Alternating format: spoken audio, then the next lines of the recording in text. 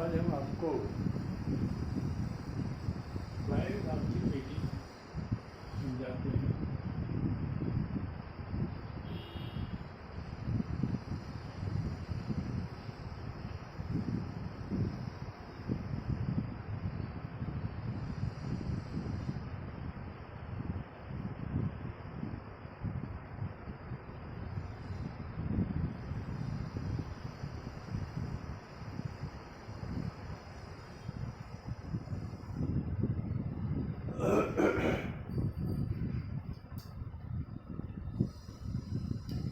ये जो पृथ्वी है, इस पृथ्वी पर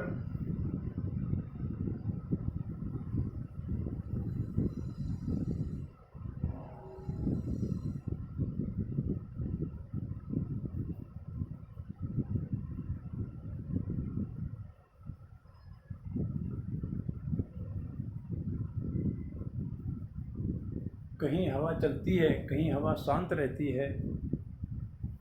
आखिर ऐसा क्यों? इसे कौन कंट्रोल करता है? इसके संबंध में सुनिए। ये जो पृथ्वी है, इसके बीचों बीच भूमध्य रेखा,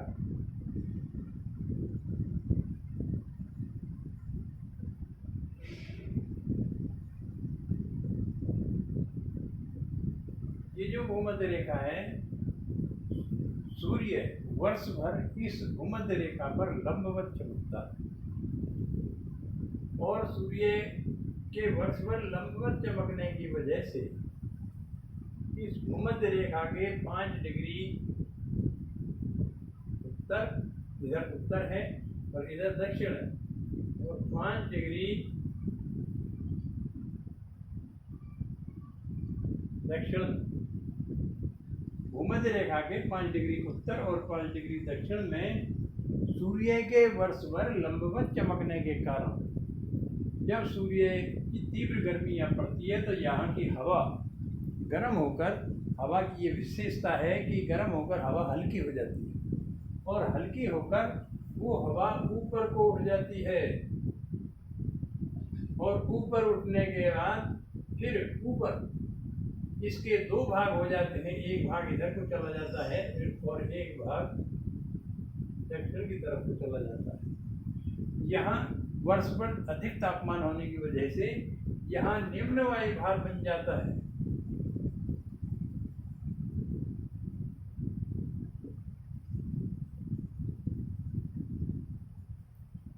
तो यहाँ निम्न वायु भाग की पेटी बनी हुई है। यहाँ की हवा गर्म होकर हल्की हो जाती है और हल्की होकर वो ऊपर को उठ जाती है। जब वो ऊपर को उठ जाती है तो उसका स्थान लेने के लिए उत्तर से भी और दक्षिण से भी हवा भूमध्य रेखा की तरफ आने लगती है।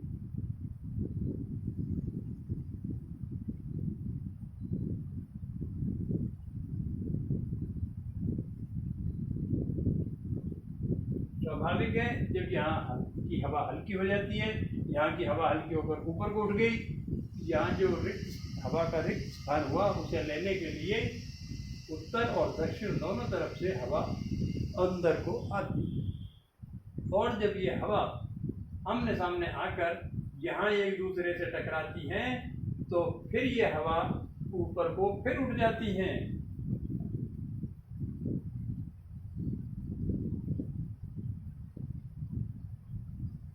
और ऊपर जाकर ये जैसे जैसे पृथ्वी के धरातल से ऊपर को उठते हैं तापमान कम होता चला जाता है।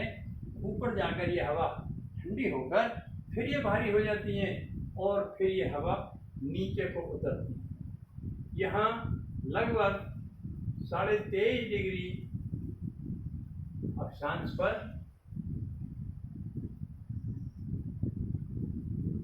ये हवा नीचे को उतरती है। उत्तर में भी और दक्षिण में। जब ये हवा नीचे को उतरती है तो ऊपर से ठंडी हवा का नीचे की हवाओं पर प्रेशर पड़ता है और प्रेशर पड़ने से यहाँ पर बन जाता है उच्च वायु भाग।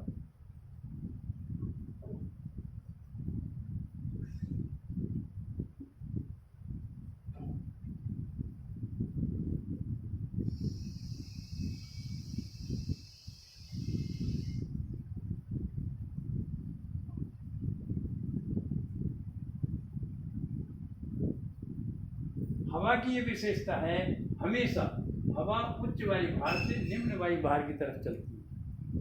तो ये 23.5 डिग्री उत्तरी और 23.5 डिग्री दक्षिणी अक्षांशों पर उच्च वायु भार बन जाता है। और जहाँ उच्च वायु भार होता है वहाँ पर वर्षा नहीं होती है। ये 23.5 डिग्री, इधर ये कर्क रेखा है, उत्तर में कर्क रेखा है और दक्षिण में मकर रेखा है। यही कारण है संसार के जो मरुस्थलीय क्षेत्र हैं वो लगभग इन्हीं अक्षांशों में पाए जाते हैं और महाद्वीपों के पश्चिमी छोर पर पाए जाते हैं। जबकि महाद्वीपों के पश्चिम में समुद्र भी होते हैं, लेकिन फिर भी वहाँ पर मरुस्थल पाए जाते हैं, वर्षा नहीं होती। क्यों नहीं होती? क्योंकि यहाँ उच्च वायु भार बन जाता है इन अक्षांशों पर, और जहाँ उच्च वायु भार बन जाता है वहाँ पर वर्षा नहीं होती। इसका एक अपवाद भी है भारत में, वो मैं बताऊंगा अभी। जब यहाँ उच्च वायु भार बन जाता है तो यहाँ से हवा दक्षिण की तरफ और कुछ उत्तर की तरफ चलती है। हवाओं का दो भाग हो जाते हैं, नीचे आकर कुछ उत्तर चलेगी कुछ दक्षिण चलेगी। यहाँ से ये हवा नीचे उतर गई और यहाँ से ये हवा इधर को बढ़ गई, और यहाँ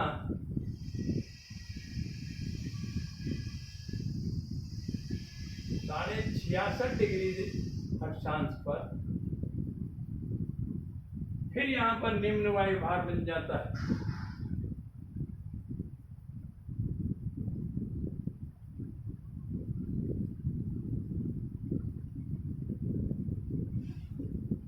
इसी तरह से इधर भी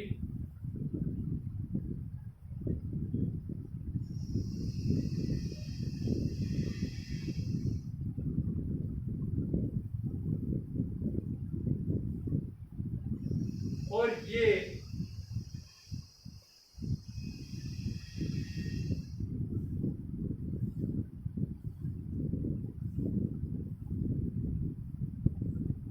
निम्न वायु तथा ध्रुवों पर, ये ध्रुव है यहाँ पर,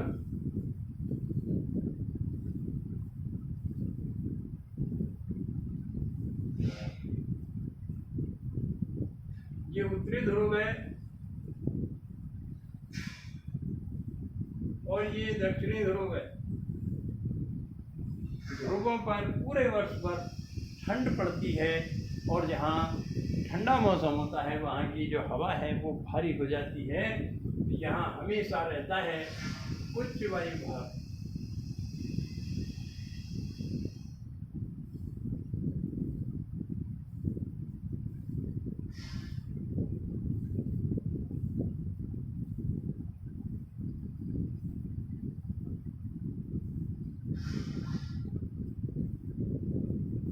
जब यहाँ पर उच्च वायु भार है और यहाँ निम्न वायु भार है तो हवा उत्तरी ध्रुव से दक्षिण की तरफ चलती है और दक्षिणी ध्रुव से उत्तर की तरफ चलती है। इधर से ये हवा आई, इधर से ये आई, आपस में यहाँ पर टकराई और टकराकर फिर ये ऊपर को उठ जाती हैं और एक भाग इधर को चला जाता है और एक भाग इधर को चला जाता है।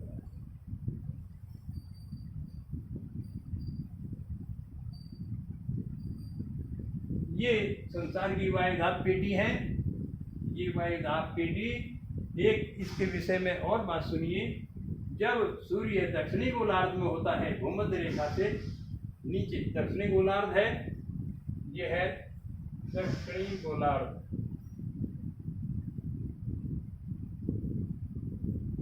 और ये है उत्तरी गोलार्ध।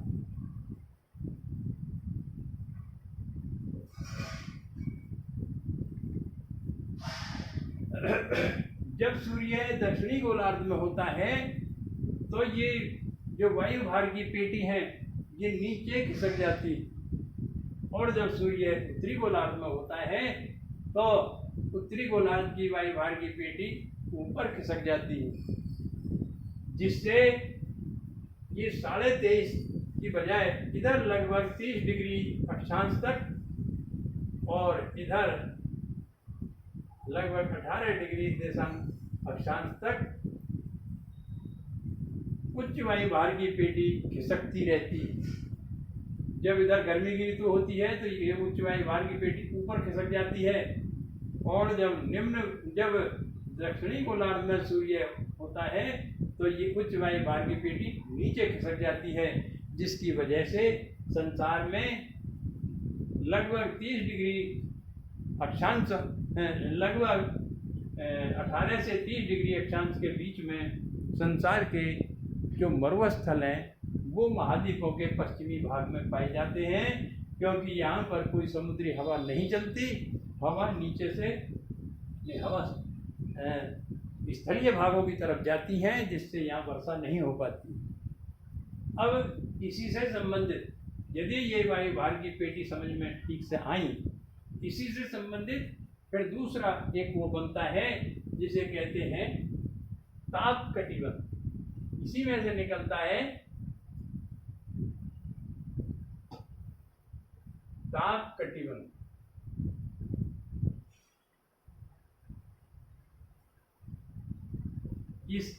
अब इससे ही स्पष्ट हो जाती है बात। भूमध्य रेखा पर जब वर्ष भर सूर्य अधिक चमकता है तो यहाँ पर ज़्यादा तापमान पाया जाता है, जिससे इसको कहते हैं उष्ण कटिबंध।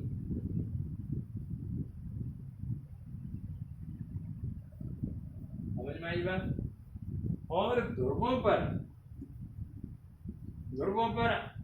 सूर्य का प्रकाश कम पहुंचता है तो यहाँ पर वर्ष भर ठंड रहती है, तो ये यहाँ पर होते हैं शीत कटिबंध।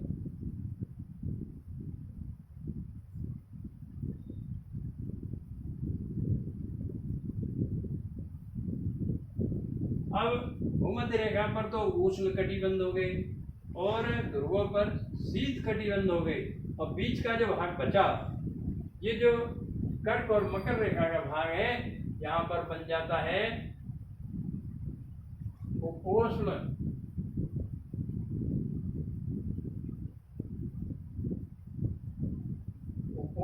कटिबंध। और ध्रुवों के और उपोष्ण के बीच में जो भाग बचा 66.5 डिग्री अक्षांश वाला, यहाँ पर बन जाता है, ना तो यहाँ इतना ठंड होती ना इतनी गर्मी होती, इसलिए यहाँ पर बन जाता है शीतोष्ण।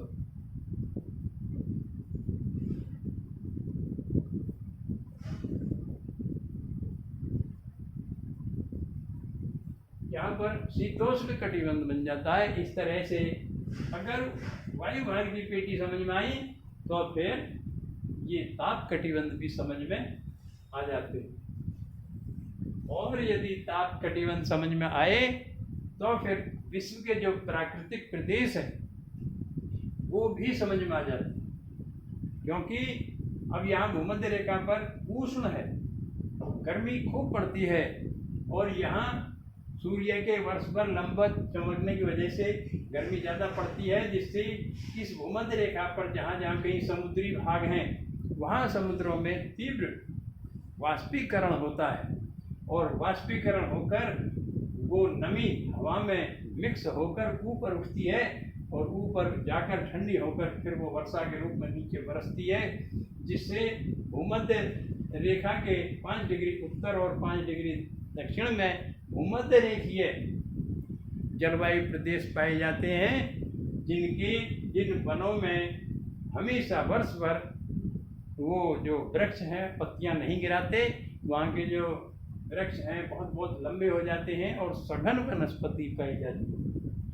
मानव के रहने की दृष्टि से वो क्षेत्र ज़्यादा उपयोगी नहीं है, आदमी उनमें आराम से आसानी से रह नहीं पाता, क्योंकि वहाँ लगभग रोजाना तीव्र गर्मी पड़ने की वजह से दोपहर के बाद में रोजाना वर्षा होती है, जिसकी वजह से वहाँ पर बड़े बड़े विषैले जीव जंतु ऐसे पैदा हो जाते हैं जिनमें आदमी का रहना आसान बात नहीं। तो ये मैंने थोड़ा सा ये भी परिचय दिया कि यदि वायुदाब की पेटी समझ में आई तो ताप कटिबंध समझ में आ जाते हैं और उसके बाद प्राकृतिक प्रदेश भी समझ में आ जाते हैं।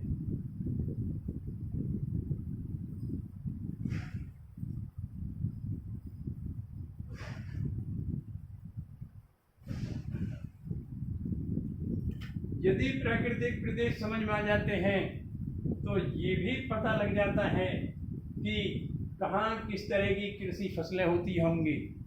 यदि हम पृथ्वी के शैलों का अध्ययन कर लें तो हमें ये भी पता लग जाएगा कहाँ खनिज पदार्थ होते हैं, कहाँ नहीं होते, कहाँ पर मरुस्थल है। अब जैसे मैंने पहले बताया कि 23.5 डिग्री अक्षांशों पर उच्च वायुदाब होने की वजह से महाद्वीपों के पश्चिमी भागों में मरुस्थल पाए जाते हैं, क्योंकि वहाँ पर हवा नीचे से ऊपर को उठती है। तो नहीं, हवा नीचे से दोनों तरफ स्थलीय भागों पर जाती है और जहाँ हवा स्थलीय भागों पर चलती है वहाँ पर वर्षा नहीं होती।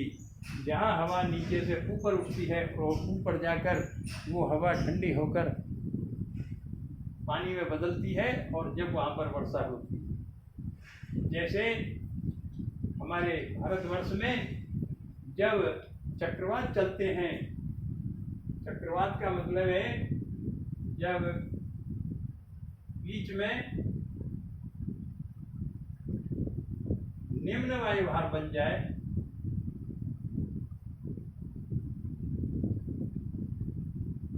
और उसके बाहर उच्च वायुभार हो,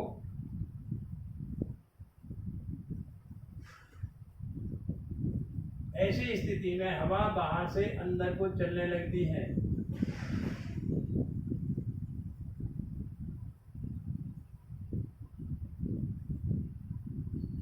और जब हवा बाहर से अंदर को चलने लगती है तो वहां पर घुमावदार हवा हो जाती है, जिसे चक्रवात कहते हैं।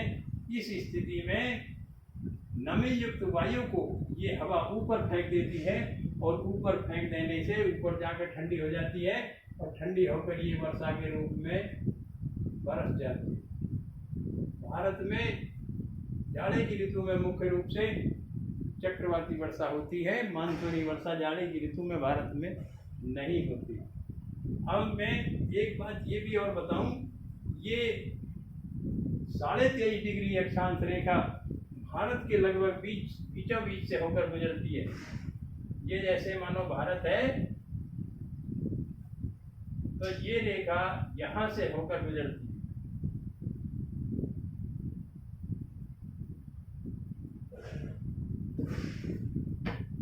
मैंने पहले बताया था कि 23.5 डिग्री अक्षांश रेखा पर उच्च वायुभार होने की वजह से वर्षा नहीं होती, लेकिन भारत में वर्षा हो जाती है। उसका कारण क्या है? भारत के उत्तर में यहाँ पर हिमालय पर्वत है,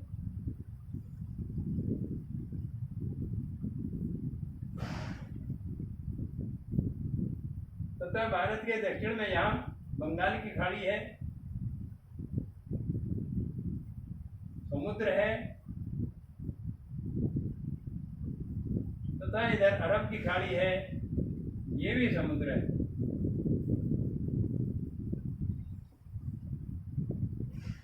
भारत में मानसूनी वर्षा होती है जब भारत में यहाँ बंगाली खाड़ी से मानसून उठा। ये मानसूनी हवाएं ऊपर चलकर हिमालय पर्वत से टकराती हैं और टकराकर ये ऊपर उठ जाती हैं और वापस भारत में वो आ जाती हैं, जिससे ये हवा भारत में वर्षा करती है। इधर अरब की खाड़ी की जो नमी युक्त हवाएं हैं वो भी इधर भारत में जाती हैं और भारत में वर्षा करती हैं। तो भारत के उत्तर में हिमालय पर्वत होने के कारण ये हवाएं भारत में वर्षा करती हैं। यदि हिमालय पर्वत ना होता तो ये हवाएं हिमालय पर्वत के स्थान को छोड़कर आगे बढ़ जाती और भारत में वर्षा नहीं होती। तो 23.5 डिग्री भारत के लगभग बीचों बीच से गुजरने के बाद भी भारत में वर्षा हो जाती है क्योंकि भारत की जो स्थिति है वो इस तरह की है। इधर पहले कभी, अब तो अरावली पर्वत अवशिष्ट अवस्था में है, पहले कभी यहाँ पर अरावली पर्वत होता था, तो अरावली पर्वत से टकराकर भी यहाँ पर वर्षा होती थी। लेकिन अब अरावली पर्वत तो अवशिष्ट रह गया है, वृद्धावस्था में है। लेकिन अरब की खाड़ी से उठने वाला मानसून का ही कुछ भाग यहाँ हिमालय तक भी पहुँच जाता है और फिर यहाँ से ऊपर उठकर फिर भारत में वापस आ जाता है और भारत में वर्षा होती है। लेकिन जैसा कि मैंने बताया था, 23.5 डिग्री अक्षांश रेखाओं पर उच्च वायु भार होने के कारण वर्षा नहीं होती। तो भारत का जो बीच का लगभग भाग है, ये वर्षा होती तो है, लेकिन यहाँ पर बहुत ही नाम की वर्षा होती है, कम वर्षा होती है, क्योंकि ये उच्च वायु भार की पेटी में आता है और ये वायु भार की पेटी ऊपर और नीचे खिसकती है। यही कारण है कि भारत के पश्चिम में भी यहाँ पर जो ये राजस्थान का मरुस्थलीय भाग है, ये वायु भार की पेटी ऊपर खिसकने के कारण उनके अंदर आता है और यहाँ पर भी वर्षा नहीं होती, ना के बराबर होती है, कम होती है, कभी कभी हो जाती है। जैसा कि मैंने बताया, अरब की खाड़ी से उठने वाला मानसून ऊपर तक चला जाता है और हिमालय पर्वत से टकराकर वापस हो जाता है, तब कभी कभी यहाँ पर वर्षा हो जाती है, लेकिन फिर भी कम मात्रा में होती है। इधर बंगाल की खाड़ी का मानसून भी कभी कभी हिमालय पर्वत से टकराकर इसके समानांतर उत्तर पश्चिम को बढ़ जाता है और यहाँ से फिर मरुस्थलीय भाग की तरफ यदि मुड़ जाता है तो यहाँ पर वर्षा कर देता है। इस तरह से मैंने आपको थोड़ा सा वायु दाब पीढ़ियों के संबंध में बताया। इसी में से ताप कटिबंध बन जाते हैं और इसी के प्रभाव से प्राकृतिक प्रदेश बनते हैं। एक मानचित्र बनाकर मैं प्राकृतिक प्रदेशों के विषय में भी एक दिन समझाऊंगा। यदि आप लोग थोड़ा ध्यान देंगे तो बड़ी आसानी से इन चीज़ों की तैयारी हो जाती है, ज़्यादा मेहनत की आवश्यकता नहीं रहती है। धन्यवाद।